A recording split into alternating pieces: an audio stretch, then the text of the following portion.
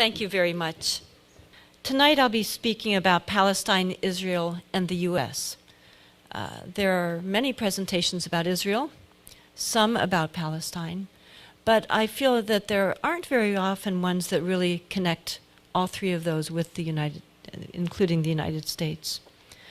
This was scheduled before the latest massacre, so I'll be speaking about my book, but I'll also, of course, be talking about the more recent developments to a degree. We receive a great deal of reporting on Israel-Palestine, especially in the last 2 or 3 weeks. We've been getting more than usual. Some aspects are covered consistently, frequently, and we know about them. For example, Palestinian rockets. Virtually every report about Gaza or about Israel and about Palestine includes the statement that thousands of rockets have been fired from Gaza into Israel. You know, for months, actually for years, we've been hearing about that in almost every report. It's factual, we should know about it, and we do. A few years ago, the New York Times had a picture of a rocket. It looked very terrifying, terrorists firing it. But given how often they give us that information, thousands of rockets have been fired from Gaza, they tell us very little about those rockets. For example, until quite recently, almost all of them, in fact, probably still, most of them, are small homemade projectiles. That's what they are. And they, in most cases, don't even cause any damage. Now, they give us a statistics of sorts, thousands, but they never tell us, well, how many people have they killed in the whole approximately 12 years they've been used since spring of 2001. Thousands of rockets in total have been fired. How many people have they killed? At least give us a ballpark figure. Well, I did that a few months ago, and at that point it was 27 people. Now I think it's up to 29 people. Somehow they just don't tell us that. And they don't tell us, as fair-minded people, we should, and I think do, want information about both populations. So during that time, how many Gazans have been killed by Israeli forces? That number is not difficult to find either. It's about 5,700 Gazans. In fact, actually now it's 6,000, I think, the latest figures. Before the last few weeks, it was 4,700. They just seem to give us some information and leave out other equally significant and relevant information. So we hear about, for example, the Israeli children that have been killed. Every one of those deaths is a tragedy. We learn about the children, we usually see their names, we often hear about their parents. We grieve for those children as we should. But we almost never hear about the Palestinian children. We certainly don't learn their names, we don't see their parents, we don't grieve with their parents for children we don't even know were killed. If you'll notice, look at the first year. 91 Palestinian children were killed in the round of violence that began in fall of 2000. 91 were killed before a single Israeli child. And yet our media always portray Israeli actions as retaliatory. Chronologically, that is inaccurate. I think that we should hear about all of those children. And if we had known that 91 children were being killed and the number one cause of their deaths was gunfire to the head, if we had known that our money was being used to shoot children in the head, I like to believe, and I do believe, that Americans would have demanded that it stop. And if we had done that, all of those other children might be living today. If we do it now, all of the children in the coming months might be living. I like to tell people how I became involved. I don't happen to be Jewish or Palestinian or Muslim. Like most Americans, about 14 years ago, I knew very little about Israel-Palestine. I was the editor of a very small weekly newspaper in Northern California, writing about the city council, the school district, the local fishing fleet. The Middle East seemed distant, confusing, and irrelevant to my daily life. And so, like most Americans, I skimmed the headlines on this issue, accepted the confusion that I found, and I just moved on. We're very busy, as are all those people outside tonight. But then in fall of 2000, when what's called the Second Palestinian Intifada began, the Palestinian uprising, and it was in the news a bit, I decided to pay attention, to just learn what this was all about.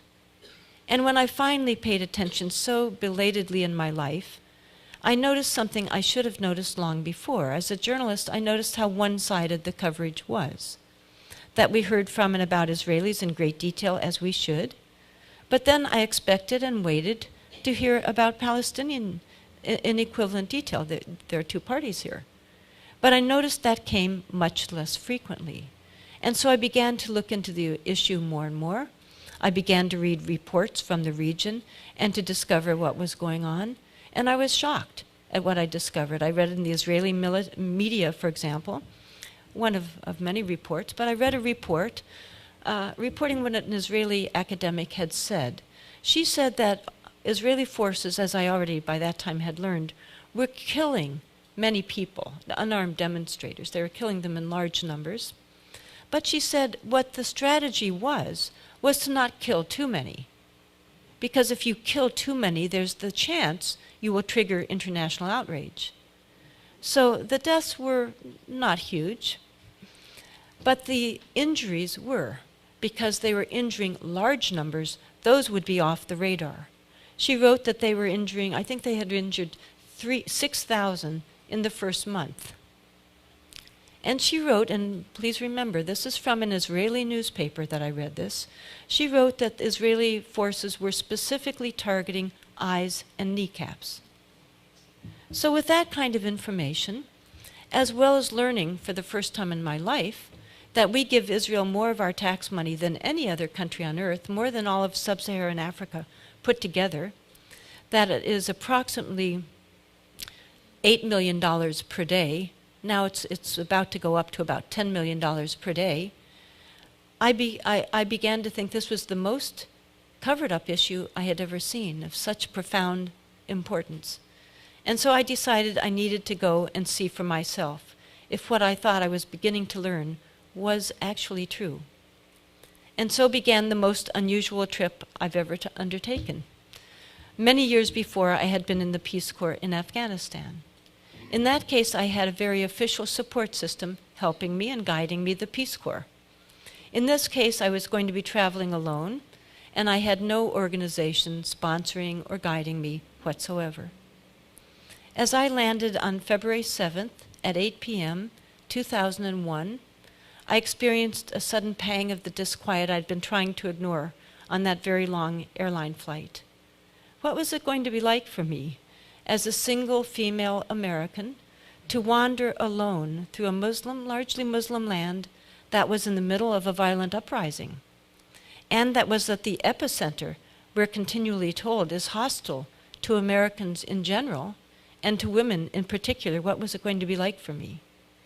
As I traveled very randomly and haphazardly, I discovered these were two myths about this area that are as widely believed as they are false.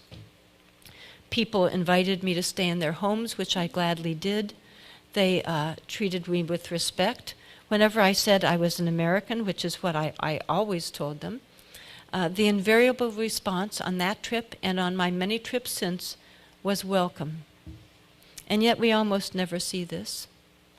On that trip, I'll just tell you a little bit about it, but I found more about what was being done to Palestinians. Remember, this was by this time February of 2001. Before a single rocket had been fired, about 5 years before Hamas had been elected. Those are the two reasons, supposedly, Israel's attacking Gaza. Well, this is what Gaza looked like. These are the pictures I took. Here it is. That was filled with families. This is the Tufa area of Khan Yunis in southern Gaza. The people who were lucky had abandoned their homes. They were the people who had somewhere else to go. They'd only lost their home that sheltered them in old age, where their children were once safe. They had somewhere else to go, but many people were still living in those homes. These are all gone now. At one point when I was wandering around this area, there was suddenly Israeli gunfire very nearby. We all ducked and they took me away to a safer area. As I wrote in an email at the time, I at first thought that Israeli gunfire that suddenly occurred was just a coincidence. But then as I thought about it more, I think that was a very naive assessment, because I had occasionally looked over sandbag barricades or peeked out shuttered windows, and I had seen Israeli guard towers overlooking us. And I have no doubt that those Israeli soldiers noticed that a foreigner was wandering around, and I suspect they decided to send her a message. Don't see what we're doing. Don't come to Palestine. I saw beautiful agricultural lands that were being destroyed next to the beautiful blue Mediterranean Sea. I saw a stand of what had been 100-year-old date palms that were flattened. I saw groves of olive trees destroyed, entire crops destroyed, and I remembered thinking, I saw farmers who had farmed there forever, for generation upon generation had farmed there. And I thought, how are they going to feed their children? You know, when your entire orchard is destroyed, your entire farm, all of your crops, how do you feed your children? And this was many years ago, before it got really bad. I saw a people and a land being destroyed with my news money, with my tax money. To me, that's newsworthy. I think as Americans, sometimes we're sort of used to seeing images of third world poverty. I think we're troubled by them, but we tend to think, well, there's so much, what can I do? But that's not what I was seeing. I was seeing intentionally created poverty through the use of American money. And I saw much more. I don't like seeing suffering. I don't like seeing children in pain. But since even by that time, thousands of children had been injured through the use of my tax money, it was my job to see them. And all I had to do, it turned out, was go to the nearest hospital. And I saw children with bullets in their back, often in their back because they were running away, and in their stomach, and in their heads. I saw a brain-dead 12-year-old. I saw children who will never walk again. They won't skip, they won't frolic. Their childhoods are finished. At one point I saw a child, I saw his parents, and they asked if I could help them. They were happy to see me as an American because they thought maybe I could help their poor son. So I asked the doctor if maybe I could do something. Maybe a surgical team could be flown in from the US, or maybe their son could be flown back to the United States. Sometimes that's possible. And the doctor explained to me that he hadn't yet found the right time and the right way to tell the parents, but that their son was totally and eternally paralyzed. So I knew something they didn't know, and I wished that I didn't. And now you do too. That's what I saw in Gaza, and then I went to the West Bank to a newspaper office. And when I first arrived there, they said a 9-year-old boy was just shot, and maybe you'd like to go see. And I thought, no, I wouldn't like to go see. But I did. I was there for all of us, and I took pictures. I saw where he had been sitting watching his father paint the walls. I saw the wet paint, the toy trucks, the blood on the floor. I saw the wall hanging that had a bullet hole in it, and I was told that says, thinking of God makes our hearts grow calm. I saw the needle point over the front door that I could read myself. It said, God bless our home. The family had moved in 10 days before to their dream house. I saw the flowers in the living room and the family photos on the wall. And I saw the parents when they got back from the hospital. I heard the mother and the sisters weeping and weeping. And I saw the father walking around shell-shocked. It looked like he was sleepwalking in a bad dream that will never end. And I saw the neighbors come in to try to comfort them. At one point I heard a man tell the father, when it looked like he was about to break down, "Your son is a bird in heaven now." The next day was the funeral, and the next day there was another. There were funerals pretty much every day. And for the second one was for a woman who had had 3 sons, 18, 14, and 12. And she had been killed. So as I was interviewing people, I suddenly found myself next to a woman who it turned out was the dead woman's neighbor. This woman had gone to college in the U.S. She told me about her friend. She said that just a few days before, her friend had been asking her what it was like to go to college in the U.S. because her 18-year-old son wanted to go to college in the U.S. This woman explained to me, she said, it's every boy's dream in Palestine to go to college in the U.S. But she said, of course he won't go now. He'll stay home to help with his brothers. And since that trip, I've been back other times and seen the wall confiscating more land and the Kafkaesque way that people get out of Bethlehem, if they can get out of Bethlehem. And these are my pictures from the last time I visited Gaza in around 2010. And when I came back from that first trip, I started an organization called If Americans Knew, because I believed, and I still believe, if we all knew what was going on, we would stop funding it and we would end the violence. We especially looked at the media, because the media, I feel, news organizations, this is the most powerful institution in a democracy. This is how everybody around us learns what they think they know about many issues, especially international issues. So we decided to conduct media studies. I like the idea of a statistical study where you choose a category of significance, something that is as immune to subjective bias as possible.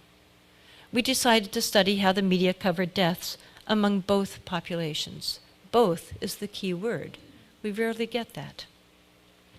And we especially decided to look at the first year of that current uprising because first impressions are so powerful. And we did a subcategory of how many children were killed and how those were covered. Because I believe pretty much all of us feel that it is horrible and tragic when a child is killed. We're deeply saddened. It's also extremely newsworthy. So we needed to answer a very sad question: how many children among both populations were killed in that first year? Using an Israeli source, we discovered 28 Israeli children had been killed and 131 Palestinian children.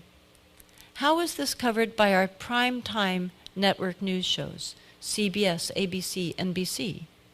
Well, we found that they had covered Israeli children's deaths at rates up to 13 and 14 times greater than they reported on the Palestinian children's deaths. In fact, typically, the media have a pattern of reporting on Palestinian children's deaths so minimally, even though they are so large, that many people have no idea they've been occurring. Another group did a study of National Public Radio. NPR has been accused consistently by Israel partisans as being supposedly pro-Palestinian. They have caused substantial financial damage to some NPR affiliates around the country with that accusation. So Fairness and Accuracy in Reporting decided to look into those accusations and to study NPR's reporting. Their researcher, Seth Ackerman, did an excellent study, and he discovered that, yes, indeed, NPR is very distorted on this issue, but that once again it is in a pro-Israel direction.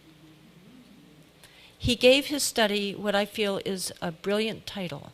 He called it The Illusion of Balance, because NPR, he counted up, had covered almost the same number of Israeli children's deaths as Palestinian children's deaths, making it seem to many listeners this was a reliable, unbiased source of information, balanced information.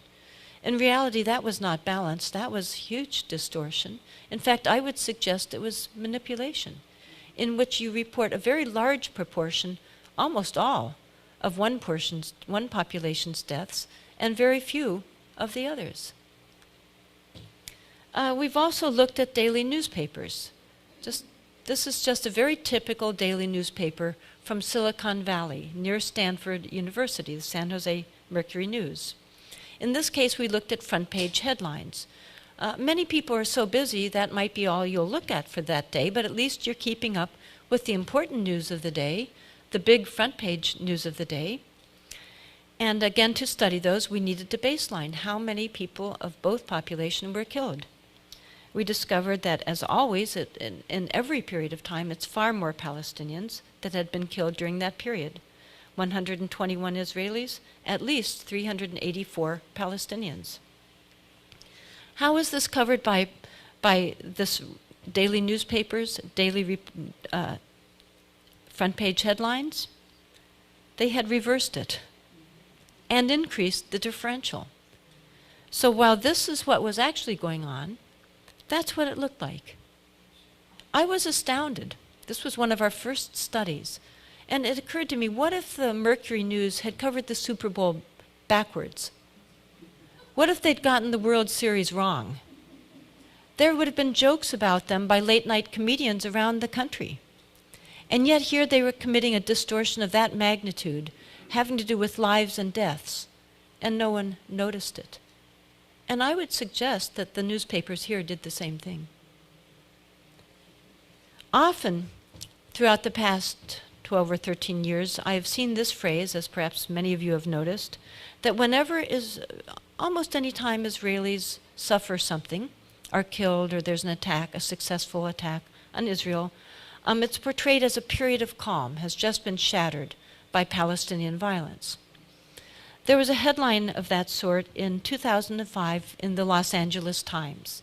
I was living in LA at that time, and I saw this headline and this news story on their website in early evening, long before the newspaper had gone to press.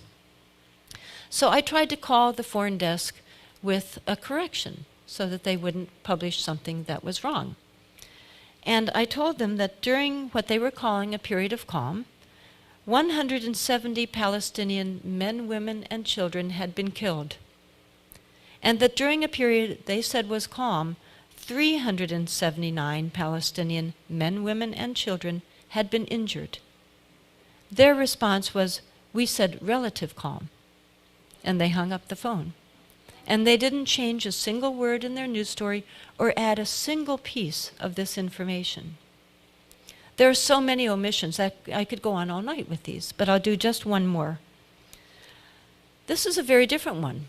This one is about the U.S. This one is about something that took place on Capitol Hill in 2003.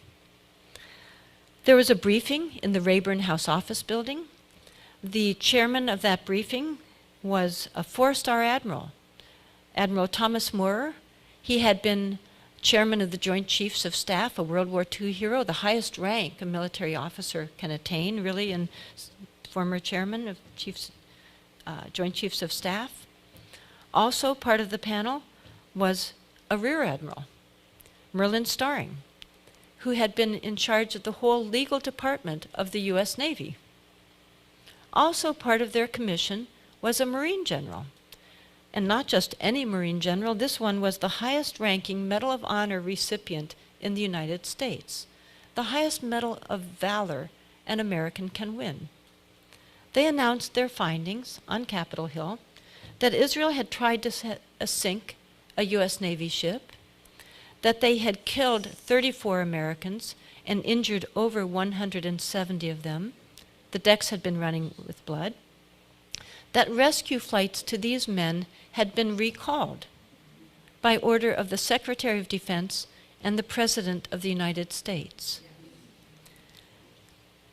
That this incident, in fact, had been ordered covered up by the President of the United States, and that this attack by Israel constituted an act of war against the United States by Israel.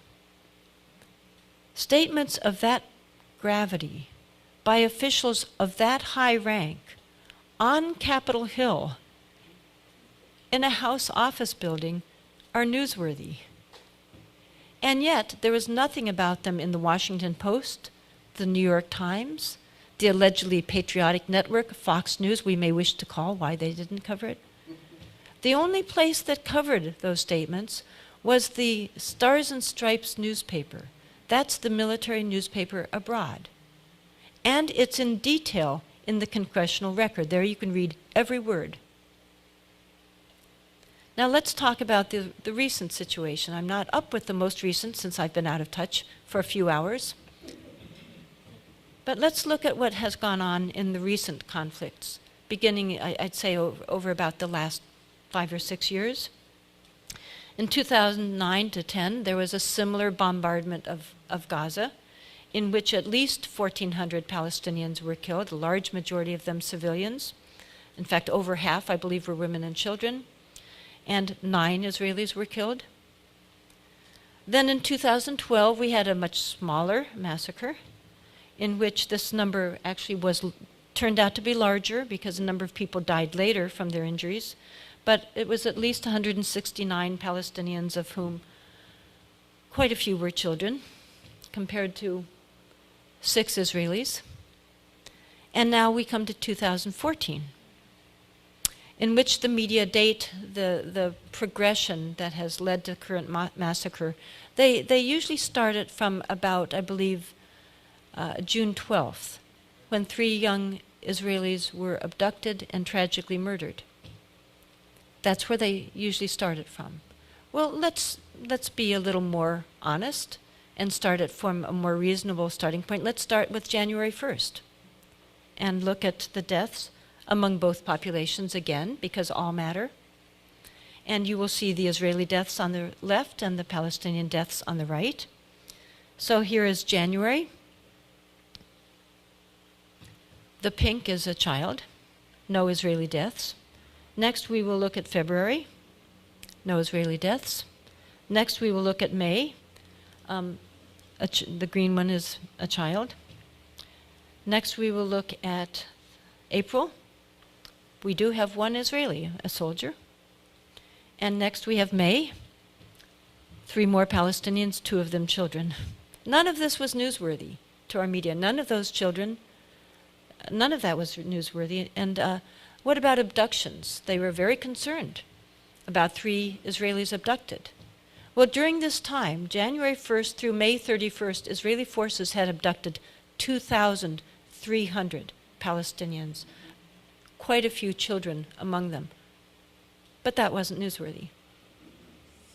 Now we look at June, and there we see those 3. And then we look at then we have the chart, this one that I have here, up through July 21st, I think it was. And those are the numbers. This is what we're not getting. We get such filtered coverage with so many omissions of one sort. When I began to look into this and wake up to this, late in my life, I wondered much more. How did this all begin? What's going on? What's Israel-Palestine about? Who really did initiate the violence? You know, we've seen from January 1st, we've seen going back to going back to 2000, 2001. Where and how did this all start? And how did the U.S. get such a uniquely special relationship with a tiny country without resources? How did this happen? Well, one of the first things I learned was that when I was born, there was no Israel. So where did this come from? Well, what I discovered was that there was a movement that began over a century ago and began operating in Europe and in the United States. It was and is a political movement that has profoundly and negatively impacted our country. It has tragically impacted the Middle East, and it has dangerously impacted the entire world. And yet most of us, I think, have never heard of it and could certainly not define it. It's political Zionism. This was a movement to create a Jewish state in Palestine. It began in the late 1800s. Well, let us look at Palestine in the late 1800s. It was what we largely think of now as a somewhat multicultural land, in that it was about 80% Muslim, about 15% Christian, and about 5% Jewish, all living together quite successfully. There are mosques, synagogues, churches throughout Palestine, throughout the Middle East, and throughout North Africa. These populations had been living without conflict for centuries. But this movement was created largely in Israel, largely in Europe, and then taken up at the same time in the U.S., to create a Jewish state on land that was already inhabited, in which 95% were not Jewish. Therefore, this would involve, and this was known by the leadership, even though many followers didn't know it, this would mean that 95% of those people were going to be dispossessed by money, if possible, by force, if necessary.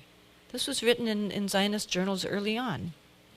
Now, my book and my talk concentrates on the U.S. aspect of all of this. What surprised me in my research is how early and how active this movement was in the United States, a movement I'd never heard of, although I was born here, and my parents were born here, and some ancestors go back to the beginning. It turns out that this was a very significant movement long before my parents were born. And then by 1910, there were already 20,000 Zionists in the U.S. They included lawyers, professors, and businessmen. It was already in 1910 a movement to which congressmen listened. Then in 1912, we had a very significant development.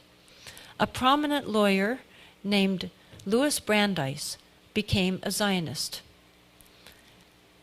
Brandeis not only didn't just become a Zionist, within about 2 years, he then became the head of World Zionism. This was public. It's not some secret knowledge, it's just that most of us don't know it. And then within a few years, he was also a Supreme Court justice, named by Woodrow Wilson. When you're a Supreme Court justice, you're supposed to resign your various board memberships and affiliations because you're supposed to not have any conflict of interest but be neutral. So he did resign his leadership of World Zionism, but in reality, he continued it. He would receive reports in his Supreme Court chambers by his loyal lieutenants, and then he would give them directives to go out and to follow in work for Zionism. And this is mentioned in a number of very reliable books. If you get my book, you'll see that my book is over half footnotes. It's all cited. By the way, one of his loyal lieutenants also went on to become a very prominent Supreme Court justice, Felix Frankfurter. So I'd read that. That to me was shocking right there. But then I discovered something more. So I'll give you my citations for this next information so you can evaluate whether you find it reliable or not. The way I did my research is I would read books, then I would look at their footnotes to see where they had gotten that information. Then I would often get those books and read those footnotes, and then order those books and read those footnotes, and on and on. So one of the books that I read was really a fairly well-known one, Israel in the Mind of America, published by a very mainstream establishment publisher, and the author was a very mainstream author. He had been diplomatic correspondent for the New York Times, he had been at Harvard, he had written a number of well-regarded, very establishment nonfiction books. Well, in this book, he had a few pages in which he told about a secret Zionist society that had operated in the United States, of which Louis Brandeis, while a Supreme Court justice, had been a leader. So I looked at where he got that information, and I went to that source. It turned out to be from a scholarly journal called the American Jewish Historical Quarterly, a very respected journal. So then I looked at the author. Well, is this a reliable author? Who wrote this very, to me, explosive information? And turned out to be a well-regarded Israeli historian at a mainstream Israeli university. She had written an article in 1975 called The Parashim, a secret episode in American Zionist history. And she told about what this was, an elitist secret society. The word meant Pharisees and separate. They would go around the country and influence people to push this Zionist agenda. By the way, at this time, the Jewish population were not Zionists at all. The large majority were not Zionists. Many were opposed to Zionism. This was a very fringe element to a certain regard. Then in this secret society, they even had a secret induction ceremony, so that when somebody joined this society, and their membership included professors and Harvard, recent Harvard graduates, and doctors, significant people around the country were sometimes members. And in this initiation ceremony, they were told by the inductor, and they swore to this, "Until our purpose shall be accomplished, you will be the fellow of a brotherhood whose bond you will regard as greater than any other in your life, dearer than that of family, of school, of nation." As early as November 1915, a leader of the Parashim went around suggesting that the British might gain some benefit from a formal declaration in support of a Jewish national homeland in Palestine. Those of you who have heard of the Balfour Declaration that came in 1917 might find this relevant. I'll get into that a little bit more. Let's remember what was going on during this time period now in the world, especially that involved Britain. Well, of course, in 1914 began what was called at that time the Great War of massive carnage. British forces in the first day of the Battle of the Somme lost, according to historians, somewhere around 50,000 to 60,000 men in one day of a battle that went on and on and on. The British and the German, both sides of course, wanted the U.S. to come in on their side to join this carnage. But the American population were that bad thing, they were isolationists. They didn't want to go kill and be killed in a foreign, pointless war. In fact, Woodrow Wilson was elected with the slogan, "He kept us out of the war." But of course, as you know, with hindsight, no, he didn't. Well, what happened is that the Zionists leaders, some of them in Britain, a man named Chaim Weizmann, who is quite well known, went to the British government and said, well, we can help you win this war. Now, why would they want to do that? Because the war wasn't just against Germany, it was against the Ottoman Empire. The Ottoman Empire held Palestine. Palestine was under the Ottoman Empire.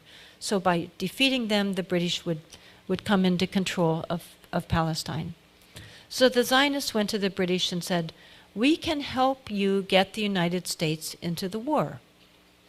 Our Zionist colleagues in the United States, for example, they said in writing, Louis Brandeis, who is close to President Wilson, can help to do that.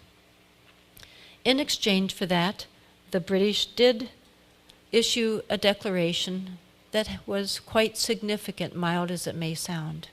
It was really considered a gentleman's agreement. This is written about in a number of books. Just most of us don't know this about our own history. So the Balfour Declaration was basically a promise that the British would help to facilitate the Zionist objective of creating a Jewish state in Palestine. After the British, of course, did win, then at the Paris peace talks, the Zionists pushed this wording into the mandate in which Britain took charge of. Then jumping ahead to some of the American aspects again, then we find during the 30s and the 40s, in Palestine itself, there were the violence increased. Naturally, as soon, when there was colonization beginning around the turn of the century to a land with the intention of pushing out the land, the indigenous population at some point is going to wake up, and there will be violence. That has happened in the early 20s, and again in 1929. There was violence between the two populations. Then as now, the large number of those killed were the Palestinians. So as the violence increased, there were some terrorist organizations created in Palestine by the Zionists. One of them led by two of them led by future Israeli prime ministers. And those terrorist organizations in Palestine, the Irgun and the Stern Gang, it turns out had front groups in the United States with duplicitous names. And they were funneling massive amounts of money and weaponry to these terror groups in Palestine. They put on major pageants where Supreme Court justices attended and thousands of people attended. They were very prominent. One of them was led by a man named Peter Bergson, people thought. His real name was Hillel Cook. He was the operative for the Irgun. I looked into one of the leaders a bit more, just because I needed to find out his first name. When you're writing a book, you can't just write someone's last name, you need to know their first name. And I had heard about another leader of one of these types of front groups connected to killing in Palestine. And his name was Rabbi Korf, but I didn't know the first name. None of the books that I had a few paragraphs of them, but none of them gave his first name. So I looked into it on the internet, tried to do various searches, and eventually I came up with a UN report that gave his first name, Baruch Korf, and told a little bit about a plot he was part of. Using those search terms, I then could put in more information into my search bar, and suddenly all these PDFs of American newspapers popped up, all of these returns. It turned out that Rabbi Baruch Korf was part of a cell in Paris that was planning to fly an airplane and bomb Britain after the war. Britain that had just defeated Hitler. But they were so angry at the British because the British were not allowing a large enough Jewish immigration into Palestine. So they were going to kill the British. So Baruch Korf and his section of the Stern Gang had this plan, but there was one problem. They didn't know how to fly an airplane. They weren't pilots. So they needed to find somebody, and they recruited a young American aviator named Reginald Gilbert, I discovered. Reginald Gilbert had been an ace during the war. He was in Paris, and they recruited him to fly the airplane for them. He pretended to go along with the plot, but then he went to the American embassy. And the American embassy informed the Paris police and Scotland Yard. So for a week, he pretended to go along with this cell. And then when it came time to actually take off, to fly the plane, to drop these incendiary bombs onto the foreign ministry, they were caught. By the way, the original plan had been to bomb Parliament, but then they decided they hated the foreign ministry more. And Gilbert at one point had said to them, well, what if I can't find the foreign ministry in the London fog? They didn't have this degree of instrumentation we have today, and that was a real possibility. And they said, then just drop them anywhere. Kill anybody. All British are our enemy. So they were caught. Korf was in prison for a few months in Paris, and he eventually got off. He had very powerful friends in the United States. But I was curious about him. I looked into him some more. This was so astounding to me. And none of these, dozens and dozens of books I have, none of them had this story in there at all. And so in looking at him, I discovered that later in life, he was a friend of Richard Nixon. In fact, it was reported that he had helped to influence Nixon's policies on the Middle East. In fact, Nixon, sort of in a fond way, called him my rabbi. Now, the precursor to today's very powerful Israel lobby was a group called the American Zionist Emergency Council, AZEC. This was formed in around 1940, and by 1943 had a budget of $500,000 at a time when a nickel bought a loaf of bread. Within a few years, they had maneuvered their way into access to an even far larger sum, in which they had access to $14 million in 1941 and $150 million by 1948. That's the equivalent in today's dollars of $1 trillion to use to manipulate the United States. So they targeted with that money every sector of U.S. society. And this isn't ancient history. They had annual reports, they had directives, all of this was written down on paper. They targeted congressmen, Christian clergy, editors, professors, business and labor, Jewish war veterans.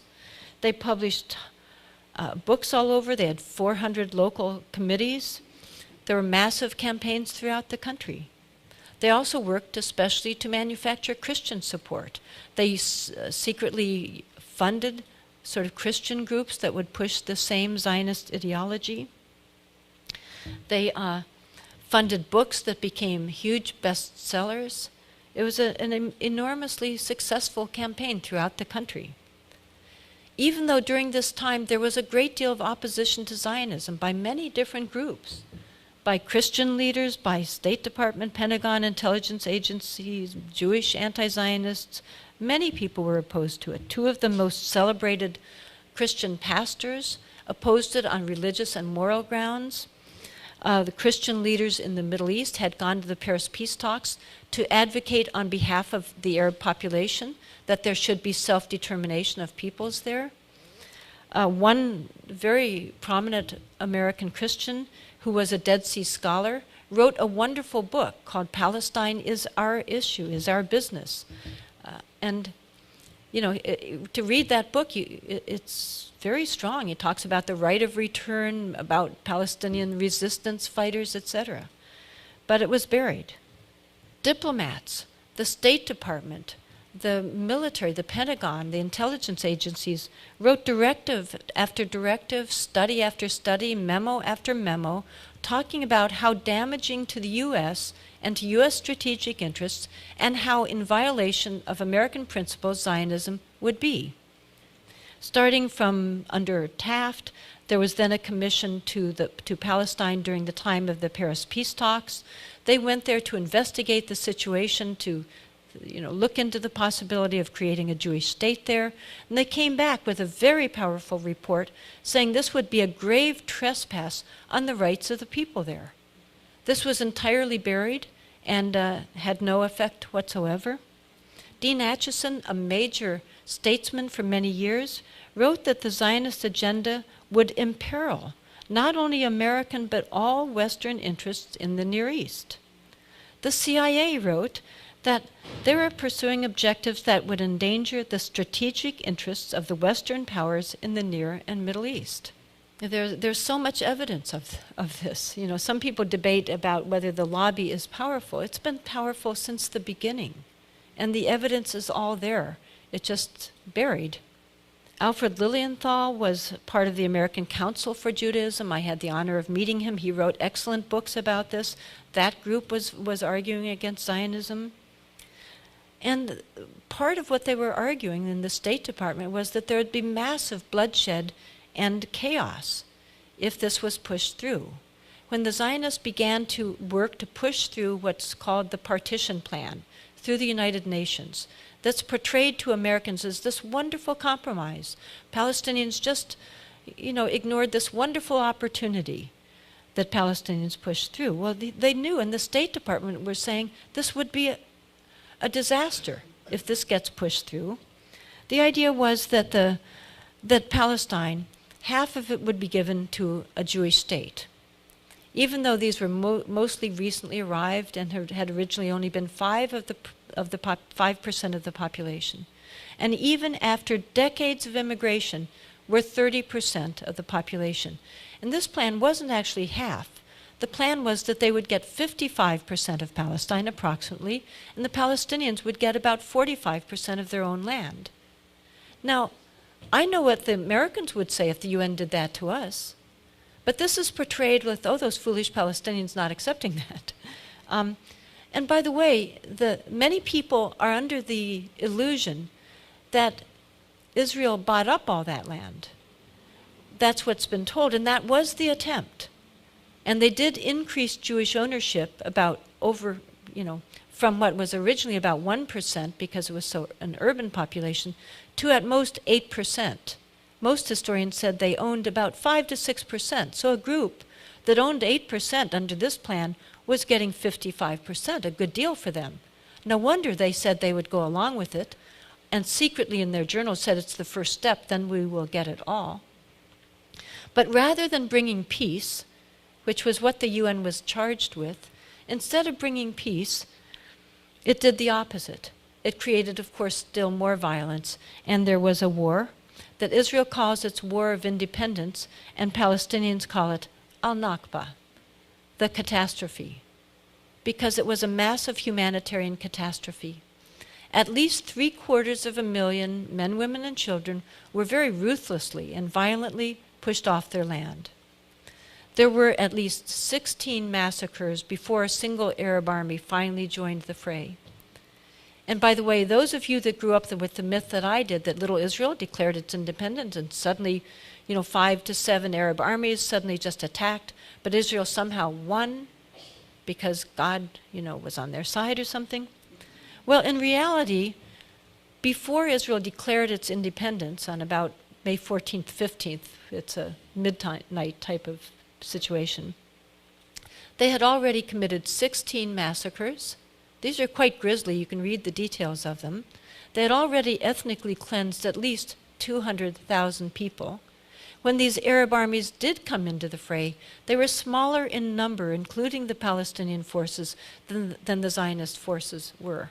And by the way, virtually all of the battles were actually fought on the part that, according to the UN plan, was going to be Palestinian territory. Now, some people, again, were trying to tell Americans what was going on. One of the most important was a woman named Dorothy Thompson. She was what Britannica Encyclopedia says was one of the most famous journalists of the 20th century. In fact, I believe at one place they say that she is the most important female journalist of the 20th century. It's true, although I had never heard of her. She had a newspaper column that was printed all over the United States, a radio program that was listened to by millions of Americans. She was such a celebrity that there was a Broadway play in which she was played by Lauren Bacall, and there was a Hollywood movie loosely based on her life in which she was played by Katharine Hepburn. She was considered the most powerful woman in the United States after Eleanor Roosevelt. She was an excellent journalist. She had been a foreign correspondent in Germany during the 30s and had been one of the first journalists to raise the alarm about Hitler. She was the first foreign journalist to be expelled by Hitler. She was therefore very sympathetic to Zionism. But after the war, later when Israel began to be created, she went over to see this wonderful state of Israel, the new Jewish state. And when she got there, she saw hundreds of thousands of Palestinian refugees living in squalor, dying in large numbers every day. And she began to write of them, to tell about them, to speak about them. She even eventually made a documentary about them. And for telling about these people, for writing about these people, she lost her newspaper column, she lost her radio program, she lost her fame, and she was erased from history.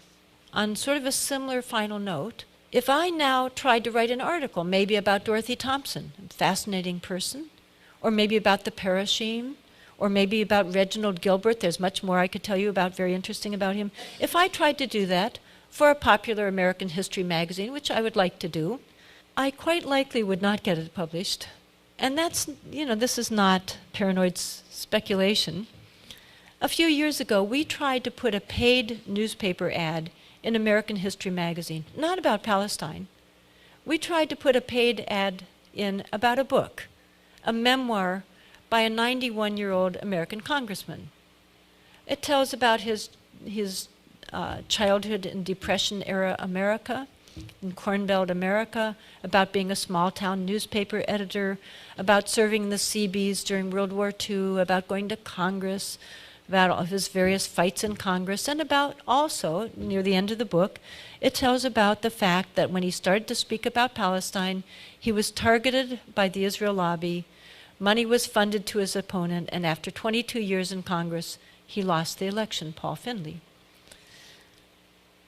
But our advertisement didn't even tell about that last part of his very long life. It just told about his book, with the usual blurbs about what a wonderful book this is. But Eric Wieder, the publisher and owner of American History magazine, informed us that they would not publish our advertisement in American History magazine because we were anti-Israel, and that they would not publish our advertisement in any of the popular history magazines that they own in the United States, which is virtually every one. This is, according to their website, the largest history chain in the world, and it's certainly the largest one in the United States. So what do we do about this? To me, we tell people what's going on. We even talk to those people that we don't want to raise something serious or uncomfortable with, because right now, as we're talking, we all know what's going on in Gaza. In general, we don't know which child was just killed or lost their parents. We don't know which home was just destroyed, which hospital was further destroyed, but we know what's going on right now. And now we know a little bit about what's going on here. But we have the power to change this.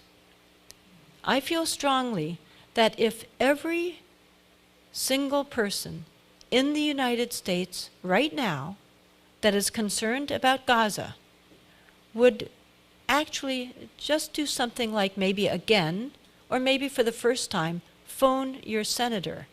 If every single one of us did that tomorrow, it wouldn't change the policy overnight, but they have their fingers to the wind, and suddenly they would realize, whoa, looks like the tide is changing here.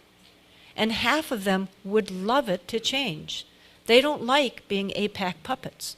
Now, some of them are ideological Zionists. That's the reality. But according to a congressman that I talked to a few years ago, he said over half in Congress know what they are doing is wrong, but they're afraid of the Israel lobby. In other cases, Congress people have privately told individuals, you need to make me do this. You need to create the grassroots movement so that I can do it. If everyone in America did that, it would begin the impact that would bring change. Thank you very much.